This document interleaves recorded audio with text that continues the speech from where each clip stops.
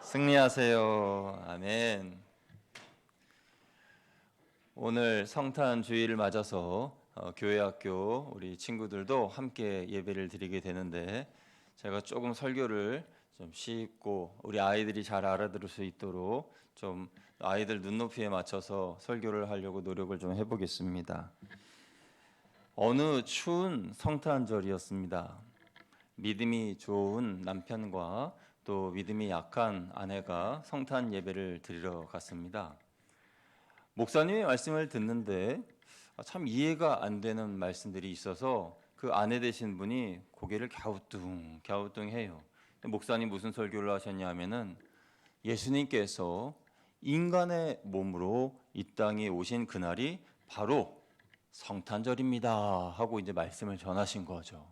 그 예배가 끝나고 이제 집으로 돌아오는 그 길에 아내 되시는 분이 남편분에게 자꾸 물어봅니다. 아니 여보, 어떻게 하나님이 인간이 될 수가 있어? 어떻게 하나님이 뭐가 아쉬워서 인간이 되어서 우리를 위해 죽었다는 거야? 도대체 어떻게 이런 일이 있을 수가 있어? 난 믿을 수가 없어. 그러면서 남편에게 그렇게 이야기했어요. 남편분은 그게 하나님이 우리를 사랑하셔서지 하면서 여러 가지로 설명을 해주었는데도 도대체 이해를 못합니다. 그렇게 옥신각신 하면서 집에까지 왔는데 집에 들어가기 전에 어디서 야옹 야옹 야옹 소리가 들려요. 그래서 이게 무슨 소리지 하고 보니까 그 골목 구석에 엄마를 잃어버린 새끼 고양이 몇 마리들이 웅크리고 있어요. 그래서 아니 저 새끼 고양이들이 왜 저기 있는 거야? 아니 엄마는 어디 있는 거야? 하고 이제 다가가 보니까 그 새끼 고양이들이 도망가요. 그런데 보니까 몸도 빼짝 마르고 그래서 엄마를 잃은 지가 한참이 됐나 봐요. 그래서 새끼 고양이들이 빼짝 말라서 그냥 야옹야옹 거리는데 그 추운 겨울에 조금만 더 몇 시간 방치해 놓으면은 그 고양이들이 다 죽을 것만 같아요. 그래서 그 남편 되시는 분이 빨리 집에 들어가서 우유랑 참치 캔 같은 거 고양이들이 먹을 수 있는 그런 거 가져와 가지고 그 앞에 딱 주려고 그러는데 고양아 일로 와 일로 와 일로 와 이거 먹어 너 먹어야 살 수 있어 하고 부르는데도 고양이가 자꾸 사람이 오면은 무서워서 더 골목에 깊숙한 사람 손이 닿지 않은 그곳으로 자꾸만 들어가요. 한참을 기다려도 안 나와요. 음식을 놔둬도 안 나와요. 경계를 얼마나 심하게 하는지 그냥 이대로 놔두면은 저 고양이 새끼들이 죽을 것만 같아요. 그래서 남편이 얘기합니다. 아휴, 내가 차라리 고양이가 됐으면 좋겠어. 차라리 고양이가 돼서 내가 야옹 그러면은 쟤네들이 다 나올 거 아니야. 그럼 이거 먹고 살 텐데. 그러니까 그 모습을 쭉 보고 있던 그 아내 되신 분이 그때 번쩍 머릿속에 떠오르는 것이 있으면서 그날 목사님이 하신 말씀이 생각이 난 거예요. 하나님이 사람을 사랑하셔서 인간을 사랑하셔서 인간이 될 수밖에 없었던 이유는 하나님이 아무리 말씀하셔도 그 말씀을 듣지 않고 깨닫지 못하니까 인간이 되셔서 인간의 말로 다가오셔서 말씀하신 거구나. 그게 예수님이시구나. 그게 성탄절이구나. 라는 것을 깨닫게 되었다는 거예요. 여러분, 이 세상에 많은 사람들은 예수님을 모르며 살아갑니다. 예수님을 모르기 때문에 성탄절이 무슨 날인지도 몰라요.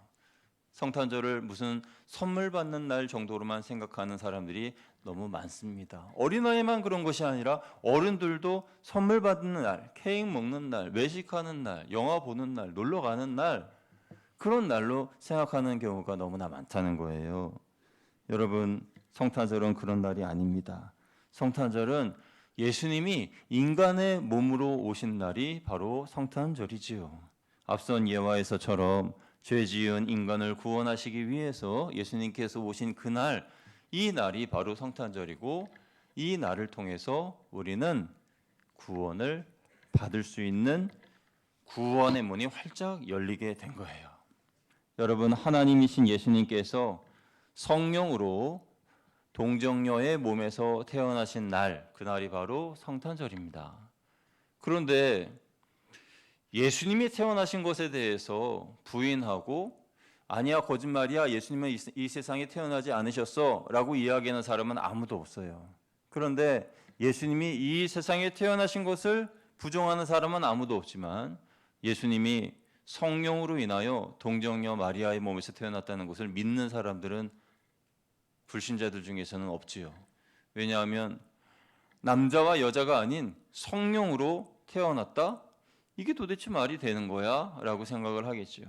여기서 이성적인 생각이나 상식적인 생각으로 판단해 보면은 도대체 이 문제가 해결이 되지 않고 이해가 되지 않습니다. 그래서 이미 믿는 저와 여러분이 해야 할 일은 뭘까요?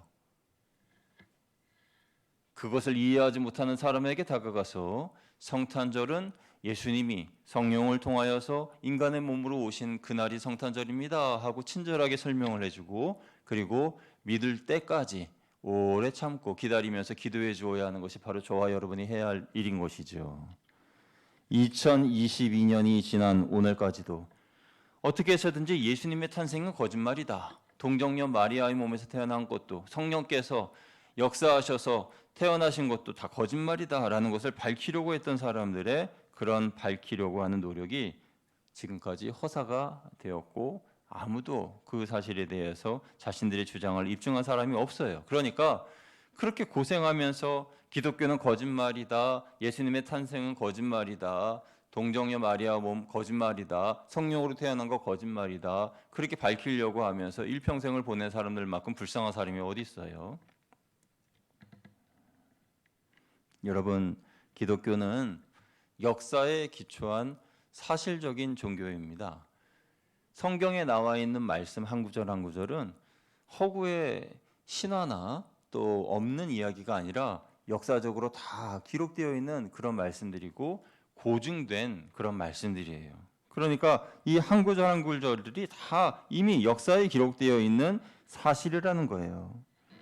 여러분, 믿지 않는 이들은 믿기 싫어서, 믿음이 없어서 믿지 못한다기보다도 그냥 아예 믿기 싫어서 믿지 않는 거예요. 기독교의 기자만 들어도, 예수님의 예자만 들어도, 교회의 교자만 들어도 그냥 귀의 문을 딱 닫아버립니다. 그러니까 복음이 들어갈 수 있는 여지가 그 안에 없죠. 그래서 그들에게 다가가 우리가 그들의 마음을 열고 전해주어야 됩니다. 오늘 성탄절인데요. 성탄절 우리가 인사할 때에 어떻게 인사를 하죠? 우리가 아까 예배 처음 드릴 때 이렇게 인사했거든요. 뭐라고 인사했어요? 예, 메리 크리스마스 하고 우리가 인사를 합니다.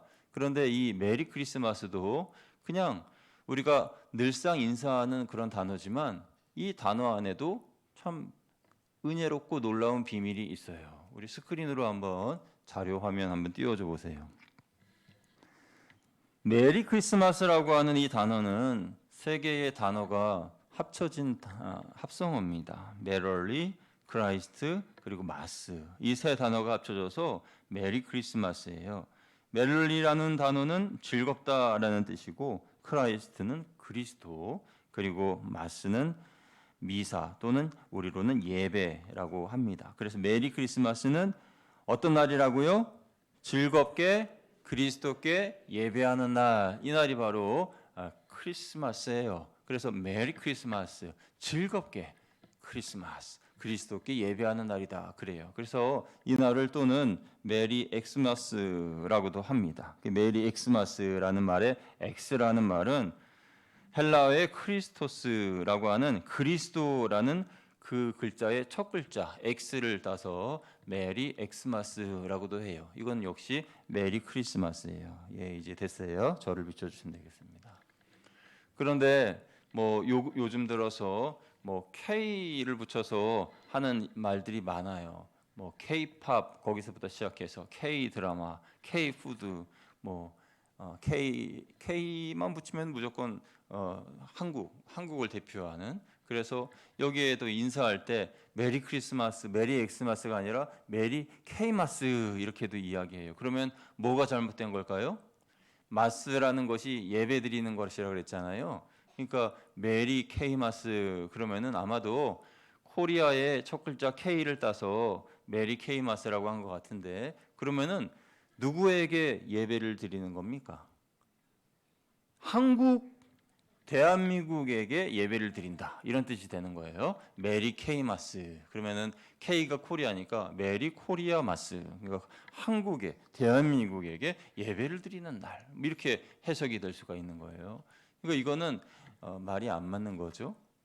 또는 크리스마스, 메리 크리스마스라는 말 대신에 해피 홀리데이라는 말도 많이 씁니다. 그래서 해피 홀리데이라는 말은 뭐 즐거운 뭐 연휴예요, 휴일이에요, 즐거운 날입니다, 뭐 이런 뜻일 수 있겠습니다만은 그러나 성탄절의 의미와는 완전히 다른 의미죠. 그래서 우리 믿는 우리 성도들이 특히 오늘 학생들 많은데 메리 엑스마스, 메리 크리스마스가 맞는 것이고 해피 홀리데이나 메리 케이마스 이런 것은 다 틀린 거예요. 그래서 우리가 이런 분별할 수 있어야 돼요. 왜 이렇게 분별해야 되는 거예요?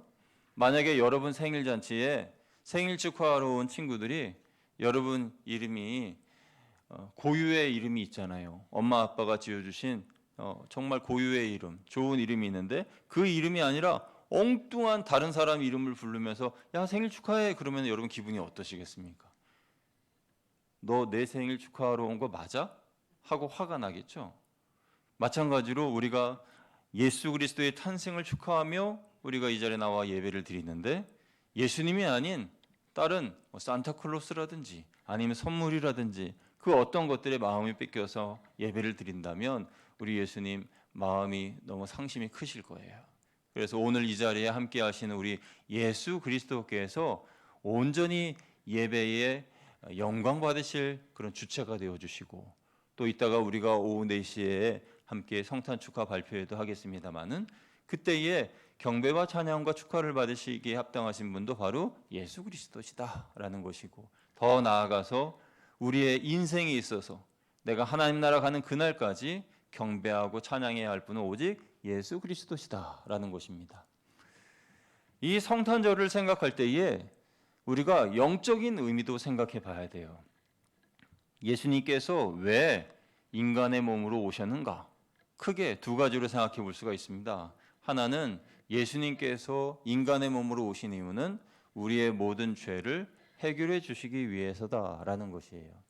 여러분, 이 사람은 죄를 지은 죄인입니다. 그런데 이 죄를 깨끗하게 씻어줄 수 있는 분은 오직 예수님밖에 없는데 그 이유는 예수님이 하나님이시기 때문에 그래요. 하나님이신 예수님, 죄가 하나도 없으신 예수님께서 죽으셨기 때문에 날 위해 죽으셨기 때문에 내가 가지고 있는 죄도 예수님께서 십자가에서 다 짊어지고 해결해 주셨다라는 사실입니다. 그렇기 때문에 우리는 이 크리스마스가 이 성탄절이 복된 성탄절이고 나의 죄의 문제를 완전히 해결해 주신 기쁨의 날이 되는 거죠.